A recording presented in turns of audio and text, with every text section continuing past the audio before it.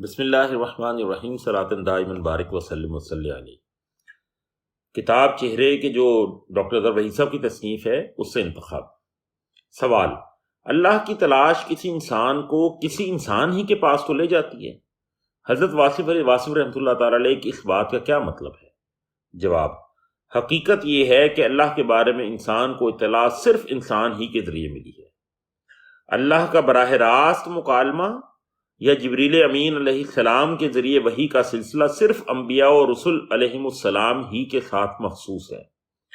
کسی متلاشی حق کو جب بھی حق کی تلاش لاحق ہوئی تو وہ اہل حق کے پاس پہنچا۔ دراصل اللہ کی تلاش انسان کو کسی اللہ والے انسان کے پاس ہی لے کر جاتی ہے، کیونکہ اللہ والے ہی اللہ کا عرفان رکھتے ہیں۔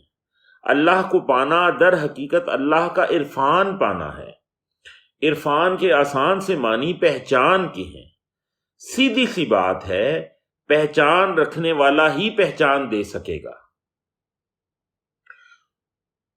چونکہ اللہ ایک ذات کا نام ہے، محض کسی قوت یا کسی کائناتی فارمولے کا نام نہیں کہ جس کی دریافت کے لیے مظاہر قدرت دریا، پہاڑ، جنگل، ستارے اور سیارے کافی ہوں۔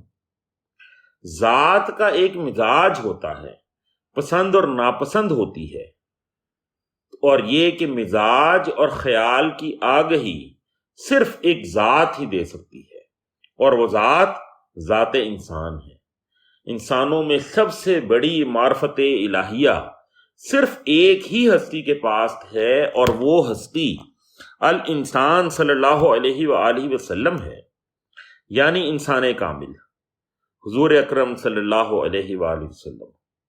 اب جس نے جتنی معرفت پانی ہے اسے در رسول صلی اللہ علیہ وآلہ وسلم ہی کے ذریعے ملے گی۔ آپ صلی اللہ علیہ وآلہ وسلم ہی علم کا شہر ہیں، اور اس شہر کا دروازہ حضرت علی کرم اللہ وجہ الکریم ہے، یعنی معرفت الہیہ رسالت سے ملے گی بوسیلہ ولایت۔ رسالت کا باب بند ہو چکا، ولایت جاری و ساری ہے تا قیامت۔ پس جس پر اللہ کی تلاش واجب ہوئی اس پر اللہ کے کسی ولی کی ارادت فرض ہوئی۔ اسی بات کی وضاحت میں ایک اور جگہ حضرت واصف رحمۃ اللہ تعالی علیہ فرماتے ہیں کہ حقیقت کی تلاش متلاشی کو کسی انسان تک ہی پہنچاتی ہے، اور وہ انسان اسے راز آشنا کر دیتا ہے۔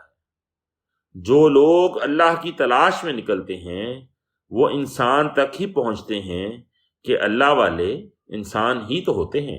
والسلام۔